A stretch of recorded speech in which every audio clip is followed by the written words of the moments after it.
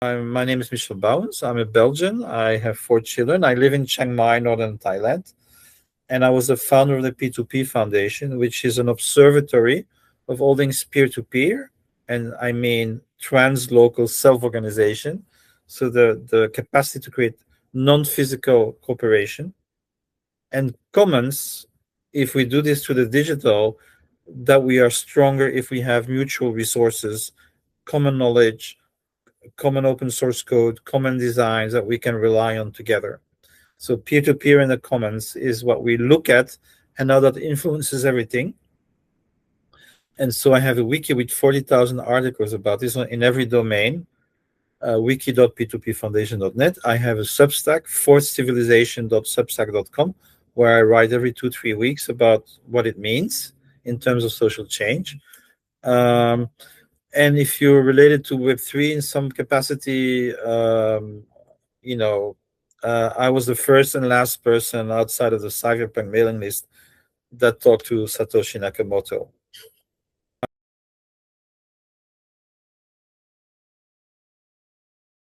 Well, I think you referred to this concept of seniors, which was I personally learned about it from Brian Eno and Kevin Kelly. And Brian Eno was the musician that worked with David Bowie, and Kevin Kelly was the first editor of Wired magazine. And so they kind of were saying that if you have a Michelangelo or Leonardo da Vinci or the Beatles, that they're not just individuals; they actually come from a culture, a supportive culture, and that's what they call seniors. So genius depends on seniors. And the example they give is, rock music really came about, according to them, because there was an unemployment, but also unemployment money at the same time in the 1960s in England, and so that gave these young people the time to actually be creative. Otherwise, they would have just gone from job to job. So it's a bit of an accident that you have these seniors. You need some kind of surplus in your society. And it's an emerging phenomenon. So I actually would be quite shy to tell you what the conditions are. It's like music. You like, what is a hit song, right? Now you can analyze a hit song, and then what they do now with these hooks when they make music with a computer. The thing is, you can do it 2 or 3 times, and then people are already tired of it. So I think it's the same with seniors. There's no secret sauce. But you need an openness in your culture, right? And like in Chiang Mai, where I live in northern Thailand, it has a whole history of being open to people who came from abroad.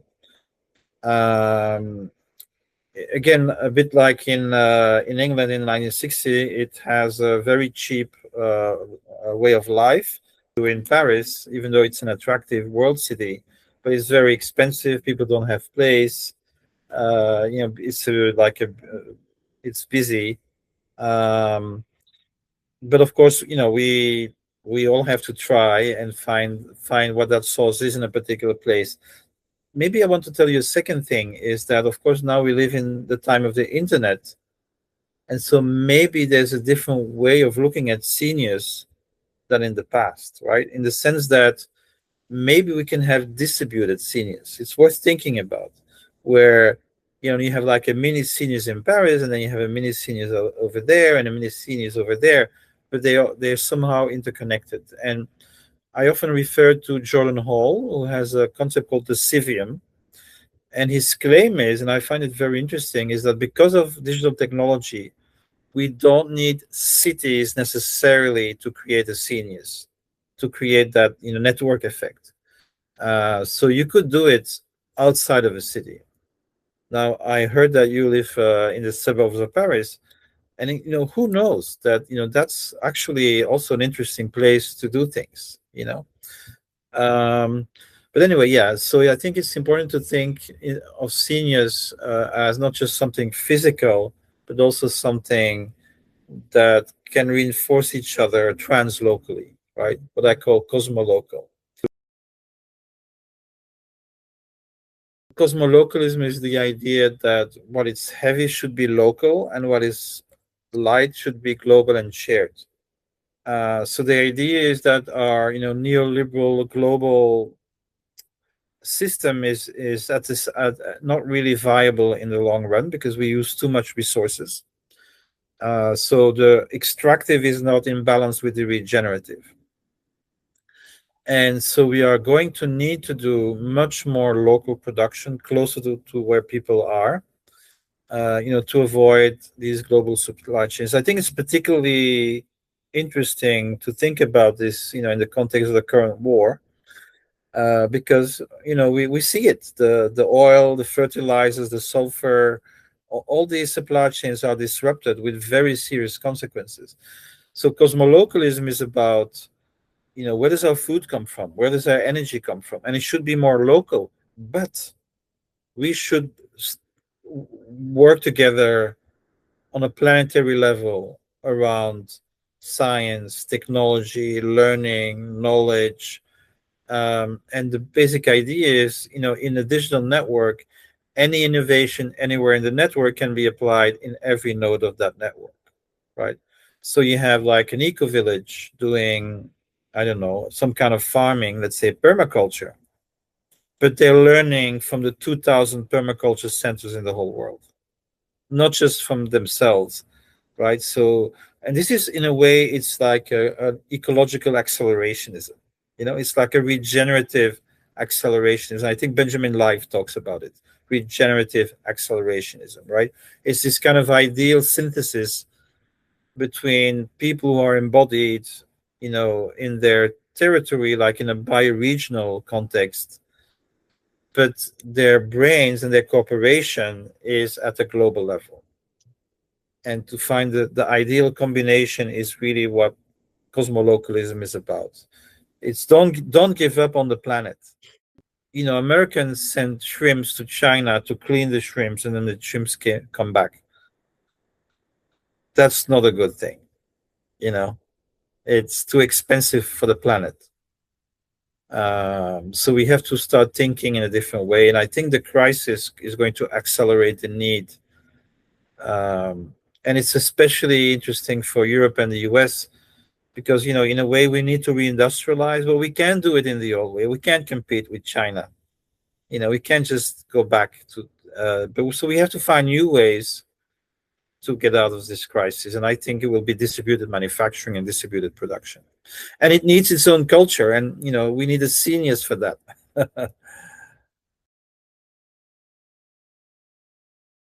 If you think about what the neoliberal system is we outsourced production to the global south for cheap labor.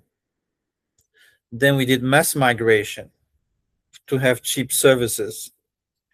And the West, which was hegemonic until maybe 10, 15 years ago, did the high value, added value, cognitive processing.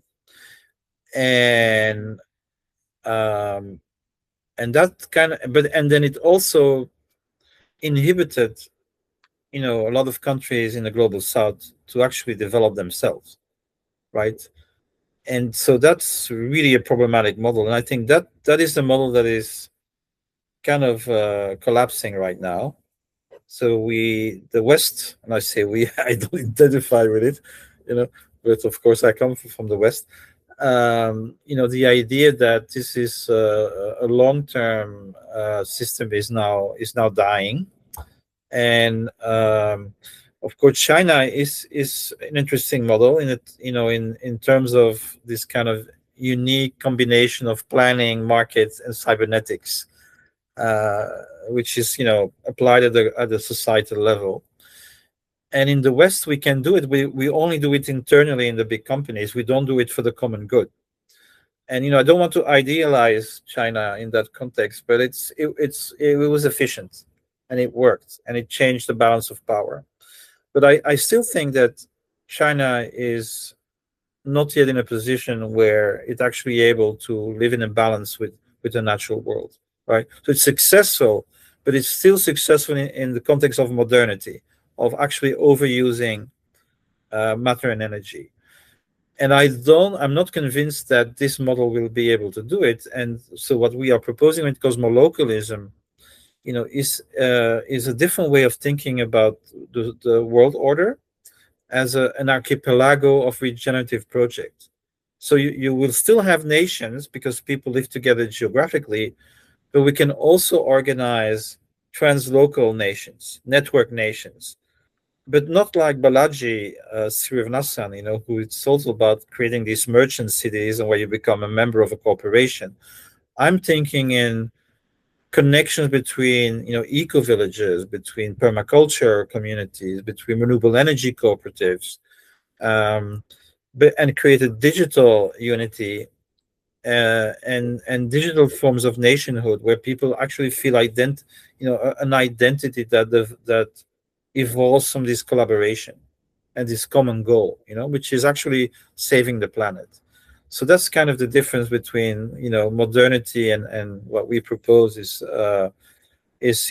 distributed. Everything is distributed, not just knowledge, but physical production, smaller units, and they have a design collection that is available in the whole world, and then you make it, right? So, for example, there was a project called Arrival, which didn't work out in the end, but it was, I think, a brilliant idea. So they had reduced car making from 750 to 50 processes. And then they were making trucks and buses and different, not cars, but everything else for municipalities, right? And totally locally made with biodegradable materials, everything interoperable, modular. This is the way to go.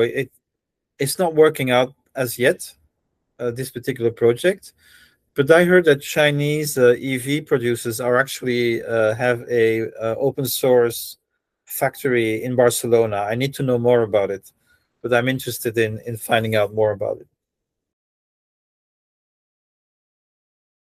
Have different models. So the model of Balaji Srinivasan in the network state is a revival of mercantilism, and that was a movement in until the 16th century, where you had free cities, and this is especially European because you didn't have free cities and empires, for a long time. You need to, and so Europe was disunited, so it didn't have an empire, which allowed all these free cities to exist.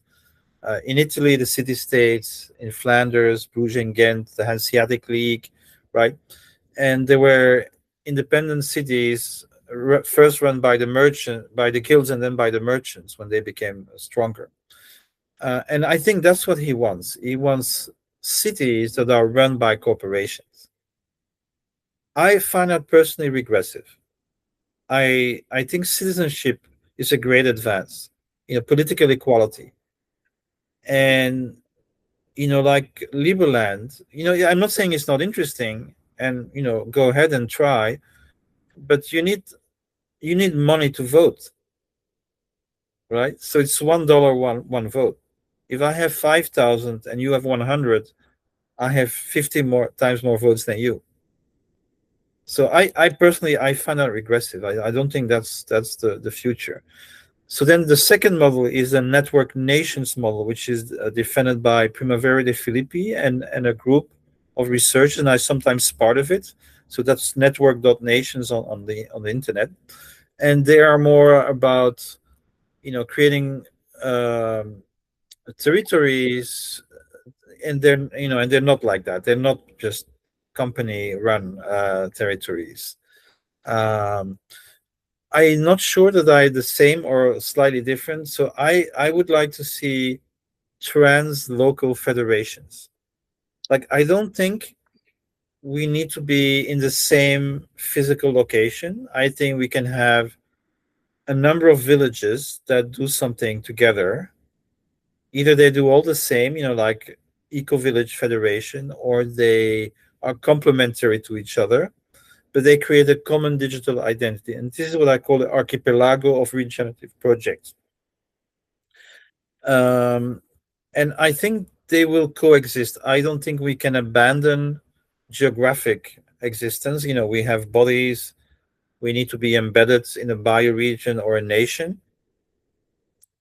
But in the noosphere, the sphere of the mind, of the cooperating minds, I can work. I'm not talking to you, and you're in Paris, and I'm in Bangkok, right? And we could work together. We could actually run a company together, and this is already happening, right? So we could create some form of community that actually creates solidarity, common influence, and that acts a bit like how a state acts like, right? And it's too early to say how these will coexist, but I think there will be some kind of synthesis between the physical and the non-physical. And that's really why, what the new civilization is about, is finding solutions to that cooperation between these two levels. First of all, I personally think conversation itself is crucial, because people always think they have to act and to do stuff. But I think to create a common spiritual field is very important. And the problem of our era with the digital is atomization. We already had it before, but it's now hyper atomization. So I don't know what you know. I don't know what you're reading. I don't know what you're watching. And we seem to be able to talk together, but there's a lot of people I cannot talk to because they hear a word and they get triggered by that word. And they just assume that I mean something with that word, right? Because in their environment, it's a loaded concept. I don't know that because I don't know what they're reading and watching that makes them think that way.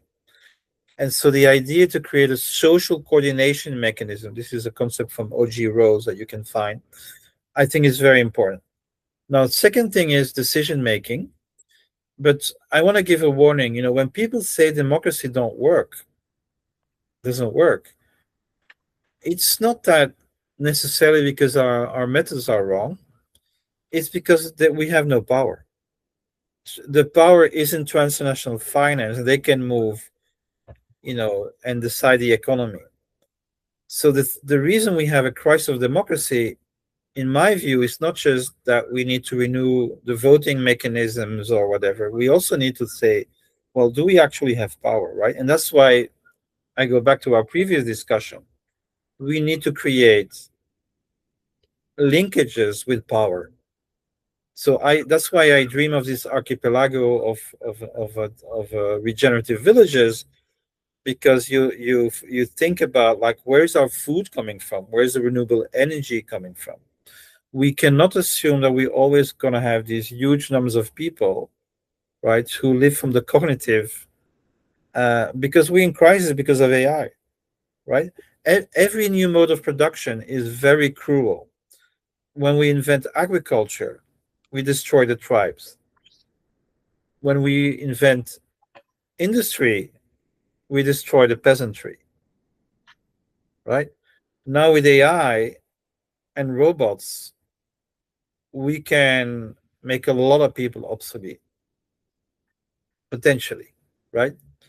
So we need to think about that. And I think we should think about the physical just as much as about, like, how do we make decisions and how do we talk to each other. So it's a two-level thing.